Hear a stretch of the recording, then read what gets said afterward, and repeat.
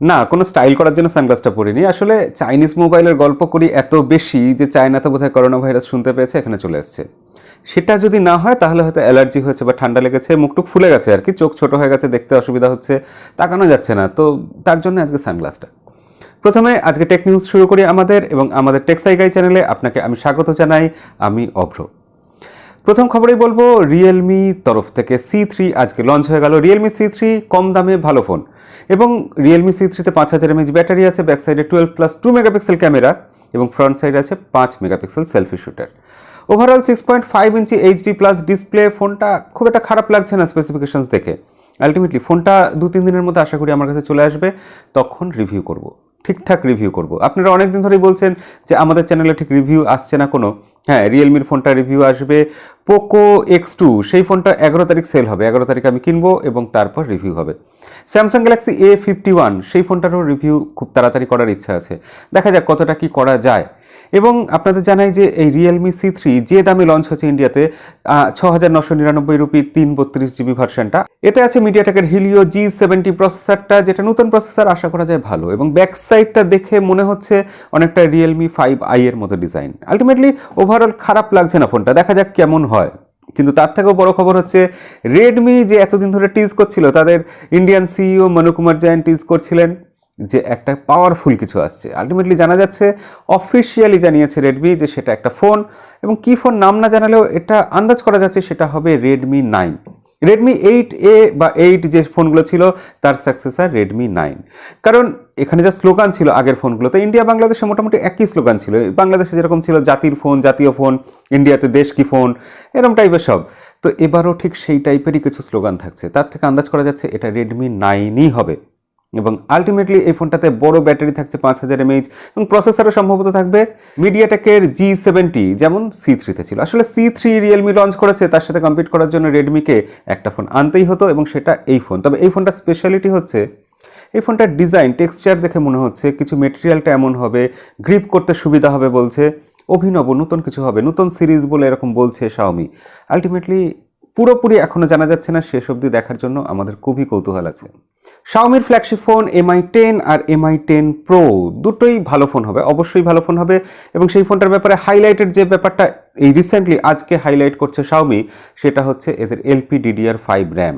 এই LPDDR5 RAM, এটা নাকি LPDDR4 র্যামের থেকে ডাবল প্রাইস স্পিড দেবে ডেটার ক্ষেত্রে, এবং LPDDR যেটা 4X র্যাম ছিল তার থেকে 50% বেশি স্পিড পাবো আমরা, এবং পাওয়ার কনজাম্পশন হবে 20% কম। মানে নেট ব্রাউজিং এই র্যাম দিয়ে নাকি অসাধারণ স্পিডে হবে। আলটিমেটলি দেখা যাক কি হয়। তবে 13 তারিখ ফোনটা লঞ্চ হচ্ছে, আর Mi 10 এই ফোনটা 14 তারিখ থেকে বিক্রি শুরু হয়ে যাবে, আর Mi 10 Pro সেই ফোনটা বিক্রি শুরু হবে 18 তারিখ থেকে চায়নাতে, আমাদের এখানে নয় কিন্তু।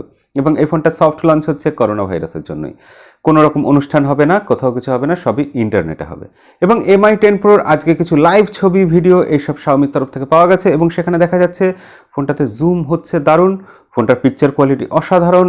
এগুলো এখন কোম্পানি তুলছে, তবে আলটিমেটলি ফোন আসার পর যারা সত্যিকারের ফোন কিনে রিভিউ করবেন তাদের থেকে সত্যিকারের এর ফিডব্যাক রিভিউ পাওয়া যাবে যে ফোনের ক্যামেরা কেমন। শাওমি এখন অনেক কিছুই বলবে, তবে দেখে এখন অবধি লাগছে ফোনের ক্যামেরা কিন্তু হবে দারুণ। স্যামসাংয়ের যে নতুন কোয়াড ব্যান্ড ক্যামেরা ছিল তার নাম ছিল টেট্রাসেল। এবার স্যামসাংয়ের যে স্যামসাং গ্যালাক্সি S20 এই ফোনের সিরিজে যে 108 মেগাপিক্সেল ক্যামেরা থাকবে, 100x জুম থাকবে, মানে 10x জুম, বাকিটা হবে ডিজিটাল জুম।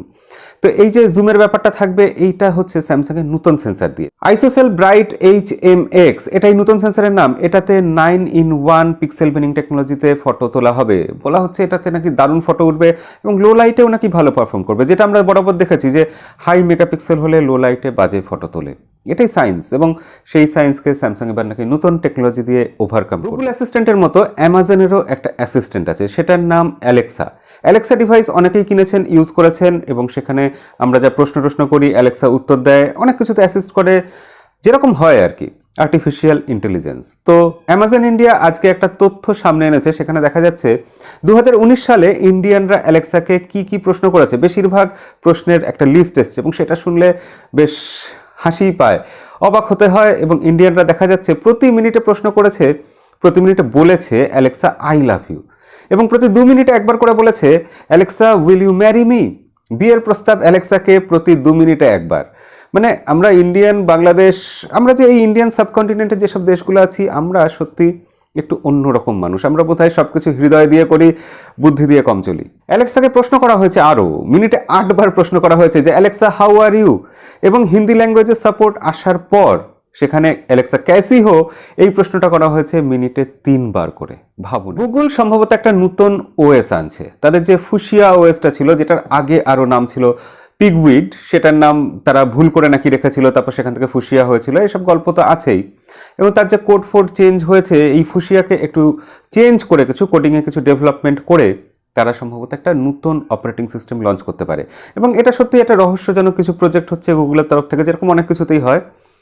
গুগল এই অপারেটিং সিস্টেমটা কিন্তু ফোনের জন্য আনছে না। এটা তাহলে কিসের জন্য আনছে? তারা কি মাইক্রোসফটের কম্পিটিটর হয়ে উঠতে চাইছে, অথবা তারা আইওটি মানে ইন্টারনেট অফ থিংস যেগুলো আছে সেগুলোর জন্য কিছু অপারেটিং সিস্টেম আনছে, নাকি তারা তাদের ক্রোম বুকের জন্য কিছু অপারেটিং সিস্টেম আনছে? এটা এখন একটা বড় প্রশ্ন রয়ে গেছে।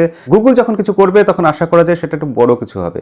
দেখা যাক গুগলের নিউ ওএস কবে আসে এবং কি নিয়ে আসে আমাদের। এলন মাস্ক, যার কথা আমাদের গত কয়েকটা টেক নিউজে বলতে হয়েছে, উল্লেখযোগ্য ব্যক্তি আর কি, সবসময় কিছু না কিছু ঘটিয়ে থাকেন। তো তিনি আজকে খবরে আছেন এই জন্য যে তার যে টেসলা কোম্পানি, সেই কোম্পানির জন্য লোক নেওয়া হচ্ছে। এবং হ্যাঁ, আপনিও সেখানে নিয়োজিত হতে পারেন। আপনার ভবিষ্যৎ, জীবন, ক্যারিয়ার সবকিছু ঘুরে যেতে পারে, আপনি সেখানে রিক্রুটেড হতে পারেন। কারণ এলন মাস্ক বলেছেন যে এখানে চাকরি করার জন্য কোনো রকম হাই স্কুল ডিগ্রি দরকার নেই, কলেজের ডিগ্রি দরকার নেই। তিনি নিজেও একজন পিএইচডি ড্রপ আউট ছিলেন। স্ট্যানফোর্ড ইউনিভার্সিটিতে তিনি যখন পিএইচডি করছিলেন, সেই সময় দুদিন একটা স্টার্ট আপ শুরু করার পর 2 দিনের মধ্যে তিনি ওই পিএইচডি ছেড়ে দিয়ে চলে গেছিলেন। যে তিনি বলেছিলেন এখানে কাউকে দরকার নেই, যার স্কিল থাকতে হবে। মোট কথা, আর্টিফিশিয়াল ইন্টেলিজেন্সের ব্যাপারে এমন একটা মানুষ দরকার যার দক্ষতা থাকবে, নিউরাল নেটওয়ার্কিং এর ব্যাপারে যার ভালো রকম নলেজ থাকবে, এবং যার কোডিং টেস্ট হবে অবশ্যই, এবং আলটিমেটলি সেই ব্যক্তিটাকে টেস্ট ফেস্ট পাস করলে অনায়াসে তিনি টেসলাতে জয়েন করতে পারেন। শুনে কতই সহজ মনে হচ্ছে। আপনি যদি এরকম একজন জিনিয়াস মানুষ হন, আপনিও টেসলার জন্য অ্যাপ্লাই করে দেন। রিয়েলমি 6 আর 6 প্রো এতদিনে বোধহয় এসেই যেত, কারণ দরজায় কড়া নাড়ছে নিয়মিত। করোনা ভাইরাসের জন্য সব ফোনের মতো এদের লঞ্চও সম্ভবত পিছিয়ে যাচ্ছে, এবং সম্ভবত ফেব্রুয়ারি তার হবে না, মার্চ মাসে হবে। রিয়েলমি 6 আর 6 প্রো সিঙ্গাপুরের আইএমডিএতে অলরেডি রেজিস্ট্রেশনের জন্য অ্যাপ্লাই করেছে, যেটা সুধাংশু আম্বরে অলরেডি লিক করেছিলেন, আপনাদের টেক নিউজে বলেছিলাম।